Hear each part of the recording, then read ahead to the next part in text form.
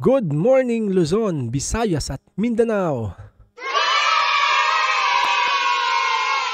Panibagong video, panibagong reaksyon ang iyong mga matutunghayan ngayon, mga kababayan ko at mga mahal kong kapatid sa buong mundo. Katatapos lang po ng pagsamba at kanina, bago po matapos tuluyan ang pagsamba, mayroon pong ipinanood na video link galing po sa tagapamahalang pangkalahatan na ang usapin ay talagang napapanahong isyu. At ito nga, ito mismo ang isyu na naging tagubilin kanina. Kaya kung ikaw ngayong linggo nakasamba na, late kasi kami dito. So sumamba ako pinakahuli pang oras. Yan, kasi yun lang talaga ang day off. At yun nga ang naging isyu. Tungkol dito sa pag-aresto ng tatay na kinikilala na tatay ng Pilipinas, ang Tatay Digong. Ano nga ba ang naging damdamin o ang naging saan ba nakalugar ang Iglesia ni Cristo? Yan, siguro kukuha tayo ng source dito na mismo sa pinagkakatiwalaang source ng pamamahayag. Huwag na tayo dun sa kung saan-saan. Iwasan po natin ang mga fake news. Yan, kaya ang iyong lingkod ay kung napansin ninyo, kumuha po ako ng isang video galing po dun sa kabilang partido na bumabatikos sa mga pro Duterte na kung papansinin po ninyo, ang kanyang mga banat ay puro paninira dun sa kabilang partido. At nagkumuha naman ako ng mga reaction video dun sa kabilang partido na ang binabatikos ay pambabatikos din doon naman sa kabilang partido. So kumbaga, kaliwa kanan, sila batuhan ng batuhan, sila na pare-pares ang tama. Pero ang tanong, saan nga ba ang lugar ng Iglesia ni Cristo? Kaya dito tayo kukuha ng source. Iwasan na natin kumuha ng mga source doon sa mga kanya-kanyang may pamato o may manok. Manok, sabong ba ito? Parang ganun na nga.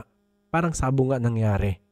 Kasi kung pansin mo doon sa mga trapong vlogger, ang bukang bibig ay ang dating administrasyon ay bulok, talamak ang ganito, walang kwenta.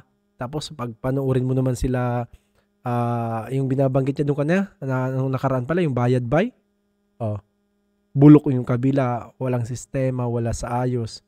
Palitan na, dapat may magtutulungan, magkakaisa. Sino bang dapat magkaisa?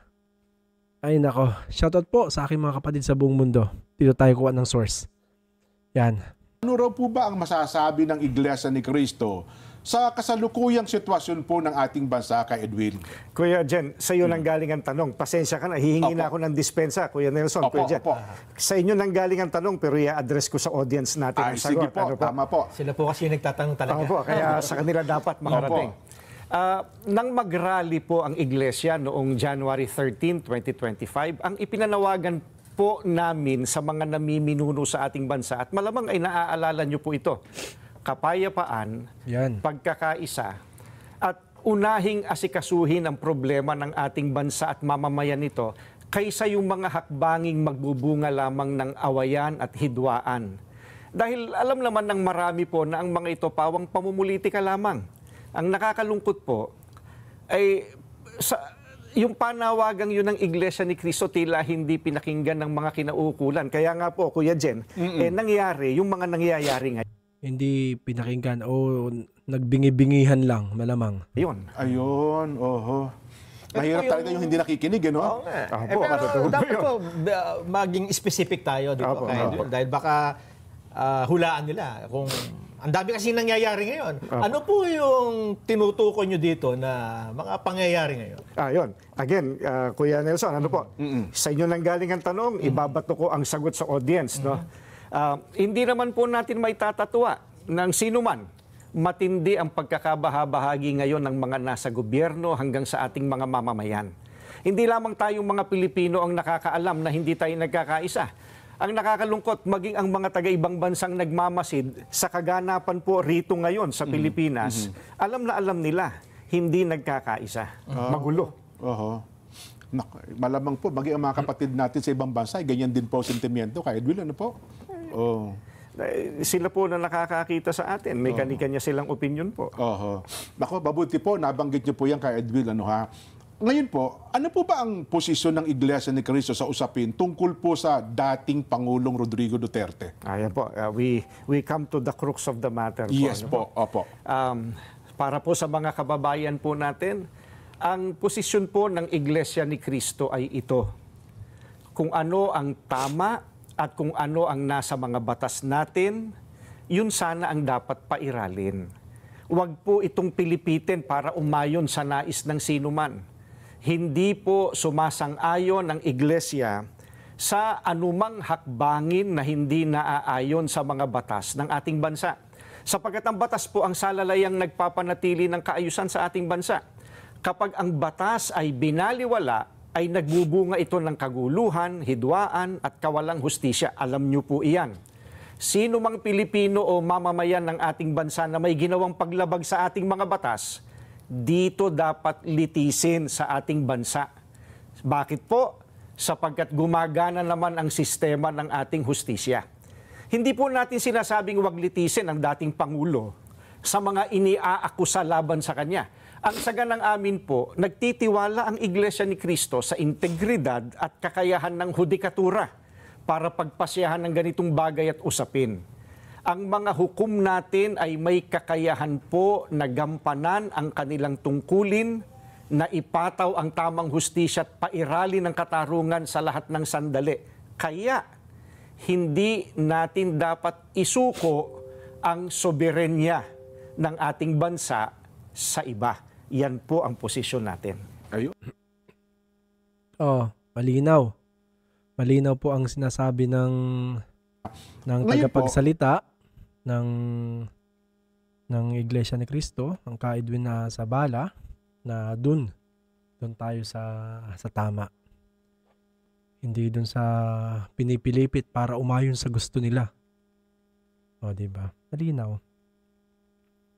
Kung bakit naman kidnap ba nangyari? Kidnapping? Nakakalungkot mga pangyayari. Ay nako. Bakit nagkaganon?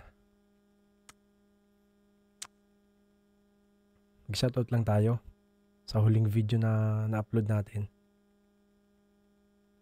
Para meron tayong natutuwa ako dito sa happy 88th birthday ni PRRD na pagbati mula kay Pangulong Bongbong Marcos. Ang daming galit na galit. Ba't kayo galit na galit? Huwag kayo magalit. Late upload talaga yun. Lumang video po yun. Ay, nako. Ito, shoutout tayo sa ating mga huling video na hindi natin shoutout. Unang-una nag-comment dito, Dream TV! Lupit ka talaga. Lucky Ocean Sunset.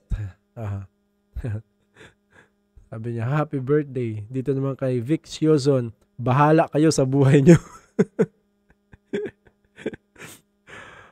Alduardo de la Cruz, inaasahan ko at inihintay ang araw na yan. Diba? Ba't nagkagulo-gulo? dito tayo magbabasa ng ng mga comment dito sa mga trapong vlogger. Sipon. Parehas na kami may sipon na Epipanyo. Just Vlog, shout out. Just Vlog, shout out. Binibira ka na Epipanyo. Mga trapong vlogger ito. Sabi niya dito, mula kay Alex Sagasang. Ano ba? Ayan ba tiyatawag na banal na rap? Ano ba to? Nang aasar ba to? Ay nako, mula po kay Ding Papaitan. Malupit ang pangalan nito. Panahon nga ng hapon, di napabagsak ang Iglesia ni Cristo. Ngayon pa, na sobrang lakas na ng INC sa pagkakaisa. Tama nga naman. Sige nga, subukan nyo. Mula kay Jovita Caluza. Mabuhay ka kapatid at mabuhay ang Iglesia ni Cristo. Diba? Isa pa. Mula kay Vince Catley. Nice kapatid. Keep up the good work and more power po sa YouTube channel nyo.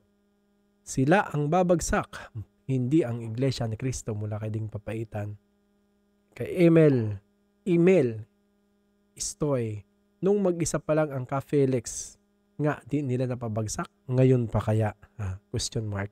Totoo nga naman. Sino ang kayang magpabagsak sa Iglesia? Malamang wala.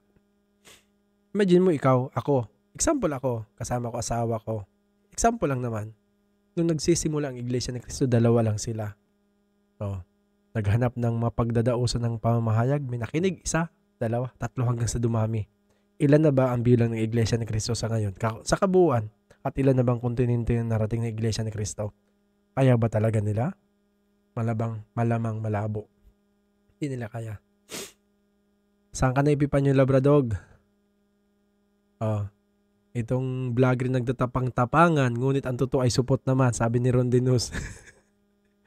Ayaw naman lumabas sa kanyang lungga. Ay nako. Mula po kay Sadi Wamilen, hindi nyo kayang pabagsakin ng INC. Ito, may galit din to, may galit. Kay Litolet, views lang po ang hanap ng 5 jablo na yan. Nakabawi. 5 jablo daw kayo. Ang tanong, magkano? Ang anong magkano? Tinatanong mo, magkanong bayad ng politiko? Wala ka pala eh. Ito din, may galit din to. Mula kay Cesar. Forbile. Mga gutom at patay. Parang mga patay gutom, biniriktad lang niya. Mga gutom at patay, di sila kakain pag di nila isyo ang INC. Heist. Buhay nga naman, lalo naghirap. Nakakain kayo sa mga kasinungalingan nyo. Labas nyo, ebidensya. Lalo ka na askal. Awu. Ayan lalo ka na askal. Laking galit to kay Epipanyo. Balikan natin si Epipanyo. Kasi naggangakak na naman siya. Ayaw naman lumabas. Hi bro. Mula po kay Michelle Jaffina. Hi bro, pwede po makunik sa'yo. Paad naman po sa FB. Yung aking FB, madali lang po makita yan. Michelle. Kasi dyan po sa aking description, nandyan po ang aking Facebook page. Makita nyo, pwede nyo po ako ma-message ng personal. Ano po? Habang inuusig, lalong lumalakas ang INC forever. Diba?